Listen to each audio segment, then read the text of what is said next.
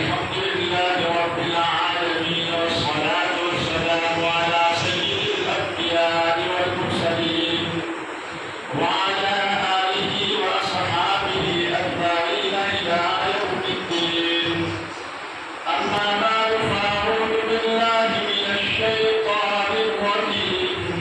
بسم الله الرحمن الرحيم. إن أول بيت وضع للناس للذي ببكة مباركا وهدى للعالمين. صدق الله مولانا العظيم وصدق رسوله النبي الأمي الكريم ونحن على ذلك لمن الشاهدين والشاكرين والحمد لله رب العالمين.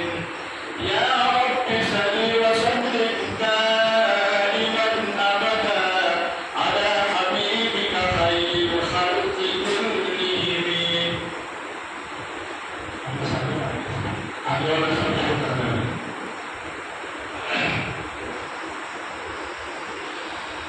گزشتہ جمعہ حج سے متعلق باتیں عرض کی تھی کہ حج جو ہے عشق و مستی کا سفر ہے، اور یہ بھی بتایا تھا کہ حج کن لوگوں کے اوپر فرض ہے. حضرت ابراہیم علیہ نبینا علیہ الصلوۃ والتسلیم جب کعبہ تعمیر کر کے فارغ ہو گئے، یہ بھی ایک الگ توفیق ہے، ایک اشارہ میں کر رہا ہوں کہ جب تعمیر کعبہ سے فارغ ہو گئے تو اللہ تعالیٰ نے حکم دیا کہ تم اعلان کر دو حج کا. ابراہیم علیہ السلام نے کہا کہ اللہ میں اعلان تو کر دوں گا، لیکن میری آواز پوری دنیا میں کیسے پہنچے گی؟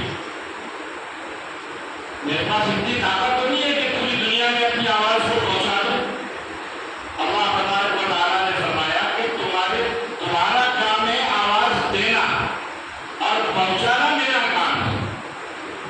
چنانچہ ابراہیم علیہ السلام ایک پہاڑی پر چڑھے ہیں اور وہاں سے حج کیے، یعنی کعبے کی طرف آنے کے لیے لوگوں کو دعوت دی.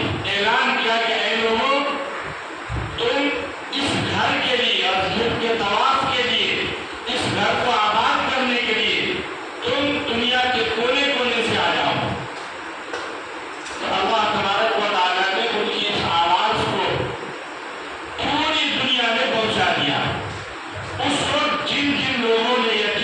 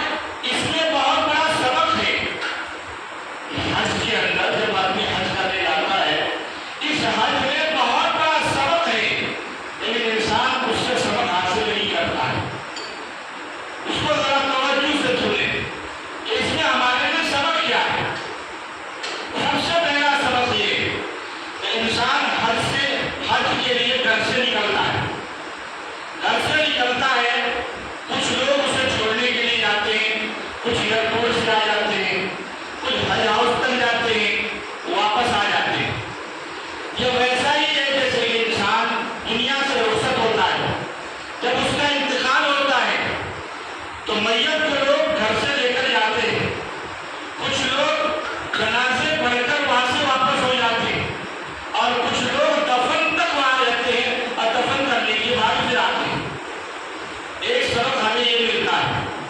دوسرا سبق یہ ملتا ہے کہ مرنے والا جب دنیا سے جاتا ہے تو اس کو نہلایا جاتا ہے، غسل کیا جاتا ہے اور خوشبو لگایا جاتا ہے۔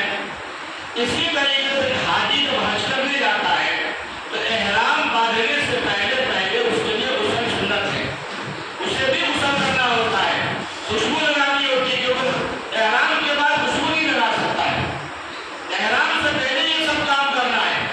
تو جیسے ایک میت کے ساتھ ہوتا ہے اسی طریقے سے یہ حاجی بھی کرتا ہے۔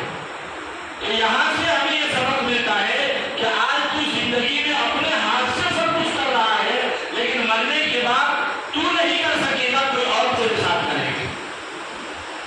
2 نمبر ہو گیا۔ تیسرے نمبر پر حاجی جب احرام باندھتا ہے تو سلا ہوا کپڑا نہیں پہنتا، سلا ہوا کپڑا نہیں پہنتا، چاہے وہ بادشاہ ہو، چاہے وہ سی ایم ہو، چاہے پی ایم ہو، چاہے وہ کتنا بھی بڑا مالدار ہو، امیر ہو کتنا بھی بڑا، لیکن وہ سلا ہوا کپڑا نہیں پہن سکتا، اور احرام میں 2 سے زیادہ کپڑے نہیں پہن سکتا۔ 2 چادریں ہوتی ہیں، ایک اوپر ہوتا ہے، ایک نیچے ہوتا ہے۔ اس سے ہمیں ایک سبق ملتا ہے کہ جب میت کو کفنایا جاتا ہے تو کفناتے وقت بھی اس کے بعد مرد ہو تو 3 کپڑے اور عورت ہو تو 5 کپڑے، وہ بھی بغیر سلے ہوئے ہوتے ہیں، وہ بھی سفید رنگ کے ہوتے ہیں، احرام بھی سفید رنگ کا ہوتا ہے۔ اس سے سبق ملتا ہے ہمیں کہ ایک روز ایسا وقت آئے گا کہ آج ہم اپنے ہاتھ سے احرام پہن رہے ہیں، اپنے ہاتھ سے باندھ رہے ہیں، لیکن جب مر جائیں گے، دنیا سے چلے جائیں گے تو لوگ ہمیں کفن دے لائیں گے۔ اس سے ہمیں سبق حاصل کرنا چاہیے۔ حاجی حج کے لیے جاتا ہے، اب وہاں پہ سوال ہوتا ہے کہ کعبے کے ارد گرد طواف کرنا ہے۔ طواف کرنا یہ عبادت ہے، جیسے نماز پڑھنا عبادت ہے، روزہ رکھنا عبادت ہے، قرآن پڑھنا عبادت ہے، ایسے ہی طواف کرنا بھی عبادت ہے۔ اب انسان کے دل میں سوال پیدا ہوگا کہ 7 چکر لگانے سے کیا ملتا ہے؟ 7 چکر لگانے سے کیا ملتا ہے؟ اس کا فائدہ کیا ہے؟ تو علماء نے نقطہ بیان کیا ہے اور اس کو ایک مثال سے سمجھایا ہے۔ ویسے تو سمجھنے کی کافی ہے کہ یہ عبادت ہے، اللہ کا حکم ہے، ہمیں 7 چکر لگانا ہے، طواف کرنا ہے، لیکن دنیاوی اعتبار سے اگر سمجھانا ہے تو اس کو یوں سمجھیے، جب آدمی کے کپڑے میلے ہو جاتے ہیں تو کپڑے میلے ہونے کے بعد اسے واشنگ مشین میں ڈالا جاتا ہے۔ واشنگ مشین میں ڈالنے کے بعد اس میں کچھ سرف کو لکوڈ ڈال کر اسے چکر لگانے پڑتے ہیں۔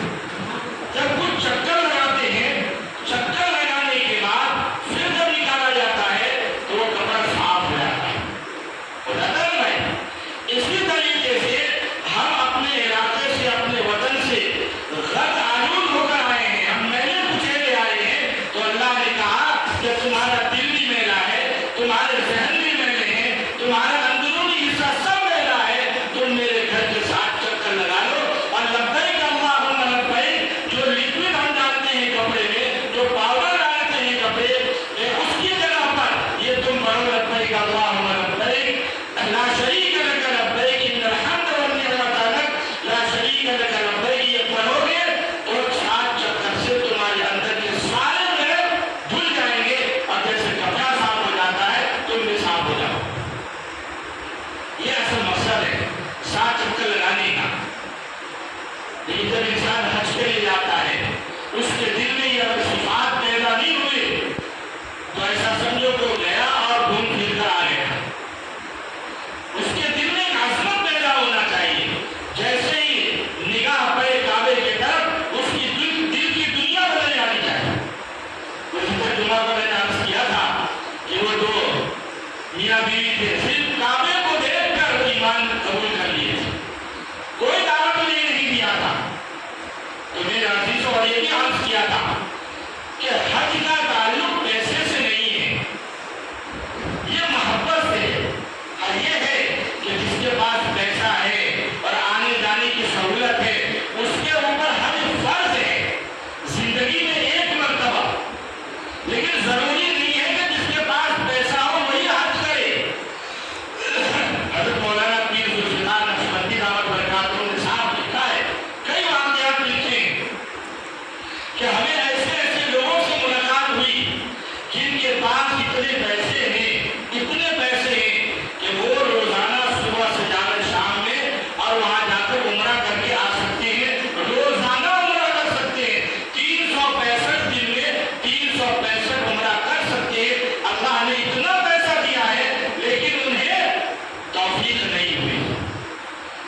امریکہ جا کر آئے، لندن جا کر آئے، پیرس جا کر آئے، سعودیہ کے اوپر سے جا کر آئے، سعودیہ سے آگے تک جا کر آئے، لیکن سعودیہ جانے کی اور حج کرنے کی، عمرہ کرنے کی اللہ نے انہیں توفیق نہیں دی ہے۔ تو حج کا تعلق پیسے سے نہیں ہے، محبت سے ہے، عشق سے ہے، پیار سے ہے۔ انسان جتنا چاہت کرے گا اللہ وہاں اس کو پہنچا دے گا۔ ایک گوارا کا واقعہ میں نے کہا تھا کہ گزشتہ جمعہ میں سنا ہوگا کہ انسان جب محبت کرتا ہے، وہاں جانے کی چاہت کرتا ہے، اس میں تڑپتا ہے، تو اللہ تعالیٰ کوئی نہ کوئی اسباب، کوئی نہ کوئی راستے ضرور بنا دیتا ہے۔ گوارا جانتے ہیں جو دودھ نکالتا ہے اس کو گوارا کہتے ہیں۔ لاہور کے اندر ایک گوارا تھا، کافی وقت پہلے کی بات ہے، 1960 کی بات ہے۔ اس کے دل میں عشق پیدا ہوا، ہر سال حاجیوں سے پوچھتا بھائی حج کرنے کیسے جاتے ہیں، کہاں سے جاتے ہیں، کس طریقے سے جاتے ہیں۔ تو پوچھتے پوچھتے ایک مرتبہ اس نے عہد کر لیا کہ اس سال مجھے حج میں جانا ہی جانا، لیکن کوئی پیسہ نہیں، کوئی پاسپورٹ نہیں، کوئی اسباب نہیں ظاہری۔ اور لاہور سے پوچھتے پوچھتے لاہور سے کیسے جانا ہے، کہاں سے کراچی جانا ہے۔ اس زمانے میں ہوائی جہاز کا سفر نہیں ہوتا تھا، بحری سفر ہوتا تھا، دریائے سمندری سفر ہوتا تھا۔ وہ معلوم کرتے کرتے کراچی اسٹیشن پہنچ گیا، وہاں کئی دن تک گھومتا رہا کہ کیسے جاؤ، پیسہ تو ہے نہیں، ٹرین میں جاؤ تو کیسے جاؤ۔ لکھا ہے کہ وہاں کا گارڈ روزانہ اسے دیکھتا، صبح شام دیکھتا، اسے ترس آیا، پوچھا کہ تم کو کہاں جانا ہے، تو فلاں جگہ مجھے جانا ہے۔ اس نے بٹھا لیا اور وہاں جا کے چھوڑ دیا۔ اب وہاں جانے کے بعد پاسپورٹ کے بغیر ٹرین بھی ہوگی نہیں، تو جائے گا کیسے؟ لیکن دل میں شوق تھا، جذبہ تھا وہاں جانے کا۔ تو اس نے دیکھا کہ کلی لوگ اپنے کپڑے پہن کر سامان، حاجیوں کا سامان اسٹیمر پہ لے جاتے ہیں اور وہاں جا کے ڈالتے ہیں۔ اس نے دھیرے دھیرے کلی سے دوستی کی اور کہا کہ بھائی کام کرو، آپ بھی جو محنت کر رہے ہو، مجھے اپنا کپڑا دے دو کچھ وقت کے لیے، میں بھی یہ سامان یہ بوجھ میں ڈھو کر اور وہاں پہنچاؤ، میرا بھی کام ہو جائے گا، تمہارا بھی کام ہو جائے گا۔ اس کو ہی نکالے، ٹھیک ہے، اس نے اپنا کپڑا دے دیا۔ اس نے سامان ڈھونا شروع کیا، سامان اٹھا کر لے جاتا تھا، لاتا تھا، یہاں تک کہ سارا سامان جب پہنچ گیا تو اس نے آہستہ سے وہ کپڑے نکالے، اپنے کپڑے پہن لیے، کیونکہ زیادہ لوگ ہوتے ہیں اور اس زمانے میں بہت زیادہ کوئی دھیان نہیں دیتا تھا۔ تو کوئی کا کپڑا نکال کر اس نے ایک دوست کو دیا، فلاں کوئی کو پہنچا دینا، اور وہ اپنے کپڑے پہن کر وہیں رک گیا، کیونکہ اس سے پہلے پاسپورٹ والے کی چیکنگ ہو جاتی ہے، اندر داخل ہونے کے بعد چیکنگ نہیں ہوتی ہے اس زمانے میں۔ اندر داخل ہو گیا اور اس کے ساتھ ایک ساتھی تھا وہاں کا، وہ بھی ساتھی ہو گئے۔ اب ساتھ میں وہاں سے سفر شروع ہو گیا، کچھ نہیں ہے اس کے پاس، نہ پیسہ ہے، نہ کھانے پینے کا کچھ ہے، نہ پاسپورٹ ہے، کوئی چیز نہیں ہے، بس اللہ کا نام لیا اندر بیٹھ گیا۔ اپنے دوست کو کہا، ساتھی کو کہا کہ جب جدہ آ جائے تو مجھے بتا دینا کہ یہ جدہ ہے، تو پھر وہاں جب اترے گا بندرگاہ پر، وہاں اترتے ہو تو چیکنگ تو ہوگی، چیکنگ ہوگی تو پکڑا جائے گا، پھر واپس کر لیا جائے گا۔ اس نے اور دل میں ایک بات سوچی اس نے کہ اس سے پہلے میں کچھ کروں گا۔ اب جیسے ہی لائٹ دکھائی دیا، نظر آیا کہ یہ جدہ بالکل نزدیک ہے، پاس میں ہی ہے۔ اس نے پوچھا کہ بھائی یہ کیا ہے، جدہ ہے؟ کہا جدہ نزدیک آ گیا ہے۔ اس نے چھلانگ لگائی، سمندر میں کود گیا۔ اب وہ تو پریشان ہو گیا، بھائی یہ کہاں گیا، اس کو تیرنا بھی نہیں آتا تھا، اب وہ کود گیا تو کود گیا، یہ پریشان ہوتا رہا، کسی کو کہہ بھی نہیں سکتا ہے، یہ گیا اور چلا گیا۔ یہ طواف کر رہا تھا، طواف کرتے کرتے اس کی ٹکر اس شخص سے ہو گئی جو چھلانگ لگایا تھا۔ اس نے دیکھ کے پہچان لیا کہ تو ابھی تک زندہ ہے؟ ہاں، تو یہاں پہنچا کیسے؟ تو سمندر میں چھلانگ لگا دیا تھا اور تو تیرنا بھی نہیں آتا تھا۔ آگے گھر جا کر طواف کر لیتے ہیں اور آرام سے پورا واقعہ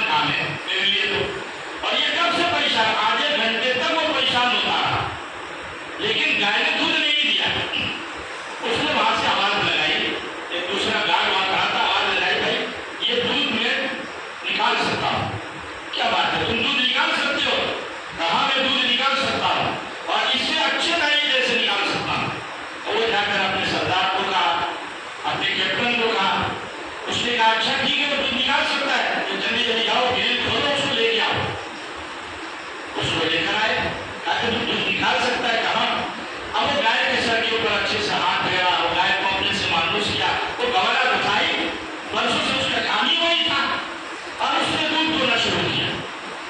तो उस दिन दूध दूहा उसने 15 से 20 लीटर दूध निकाला। अब वो तो कैप्टन खुश हो गया। अब उसकी बीवी के पास खबर गई, बीवी बहुत खुश हो गई कि आज तो मेरा बच्चा पूरा दिन दूध पिएगा। तो डॉक्टरों ने बताया था उसका बच्चा बीमार था, और बताया था कि उसको गाय का ही दूध पिलाना है और पूरे दिन वही पिलाना है। लेकिन कई हफ्तों से वो गाय का दूध निकाल नहीं पा रहे थे सही से। उसकी बीवी तो बहुत खुश हो गई। अब उसका जो बाग था वो 50 से 60 उससे ज्यादा गायों को पाला हुआ था। अब उसको उसने फोन किया कि ऐसा बंदा मिला है जो गाय को बहुत अच्छा जानता है और दूध अच्छा निकालता। अब उसका जो बाप था वहां से आया, वो भी बहुत बड़ा आदमी था। वो गाड़ी लेकर आया, अपनी गाड़ी पर उसे बिठाया और बिठा कर लेकर कहा चलो हमारे साथ। अब वहां पर 20-25 गाय थी, सबका दूध निकाला, डबल दूध निकले। वो भी एकदम परेशान कि हम लोग इतना कम दूध निकाल पाते थे, इतना सारा दूध निकाल रहा है। कहा कि तुझे हमें यही रहना पड़ेगा। अगर नहीं मुझे तो हज करना है। अरे हो जाएगा हो जाएगा।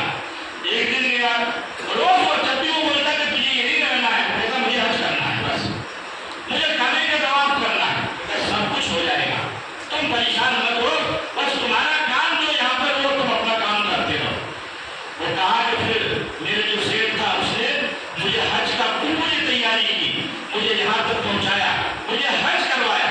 उसके बाद हज कराने के बाद कहा कि तुमको यही रहना है, तुमको पाकिस्तान नहीं जाना है। नहीं मैं तो वहाँ जाऊँगा क्योंकि मेरे बीवी बच्चे तो वहीं पे हैं।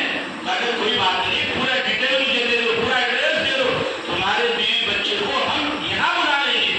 उसने पूरा बंदोबस्त किया और कहा कि अल्लाह का शुक्र है कि मेरे बीवी बच्चे भी यहाँ पे हैं, मेरे पास अलग से गाड़ी है, मेरे पास अलग से बिल्डिंग है, सब कुछ है। ये फकत एक हज की चाहत की वजह से अल्लाह ने सारे इंतजाम करा। मेरे अजीजों, हमारे दिल में इश्क होना चाहिए, वहाँ पहुँचने की तड़प होनी चाहिए। जैसे मैंने कहा था कि हज़रत मौलाना हुसैन अहमद मदनी नव्वरल्लाहु मरक़दहू जब ये 10 दिन आते थे, दिनहिज्जे के 10 दिन, 10 दिन तड़पते थे। जैसे मछली जो है बगैर पानी की तड़पती है, वो तड़पते थे और कहा करते थे आज वो शाह कहाँ होंगे, कोई तवाफ कर रहा होगा, कोई मुज़दलिफ़ा पर होगा, कोई चक्कर लगा रहा होगा, कोई मीना में होगा, कोई मुज़दलिफ़ा में होगा, कोई अरफा में होगा। ये कह कर वो तड़पते और रोते रहते।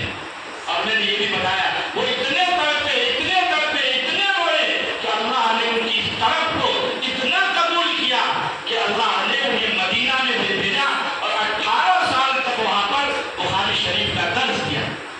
उस वक्त से मदीना के रहने वाले नहीं थे, लेकिन वहाँ से लक़ब हो गया मदनी। अब उनके जितने भी खानदान हैं, अरशद मदनी, महमूद मदनी, असाद मदनी, ये मदीना के रहने वाले नहीं थे, लेकिन अल्लाह ने ये मदनी उनके साथ लगा दिया उसी इश्क और मोहब्बत की वजह से। इन बहुत से लोगों को पता नहीं है सब चीजें। तो मेरा अजीज और दोस्तों, हम भी अगर इश्क करेंगे, मोहब्बत रखेंगे, वहाँ पहुँचने की तड़प रखेंगे, अल्लाह से मांगेंगे, तो हमारे पास पैसा न होने के बावजूद अल्लाह वहाँ पर पहुँचा देगा। दूसरी चीज, कल से हो सकता है कि ज़िलहिज्जा की पहली तारीख हो, तो पहली तारीख से लेकर 10वीं तारीख तक जिनके ऊपर कुर्बानी वाजिब है, उनके लिए ये सुन्नत है, मुस्तहब है, तो अपने नाखून काटना, बाल वगैरह है, और इसी तरीके से और भी जो चीजें बदन के अंदर जो काटी जाती है, वो कल के बाद वो न काटे जब तक कि उनकी कुर्बानी हो न जाए। क्योंकि हमारी मुशाबहत उन लोगों के साथ होगी जो हाजी हैं, उनके यहाँ भी आराम बांधने के बाद ये सब बंद हो जाता है। तो हो सकता है उनकी मुशाबहत इख्तियार करें, तो जहाँ अल्लाह की रहमत उनके ऊपर बरसती है, हमारे ऊपर भी बरस जाए।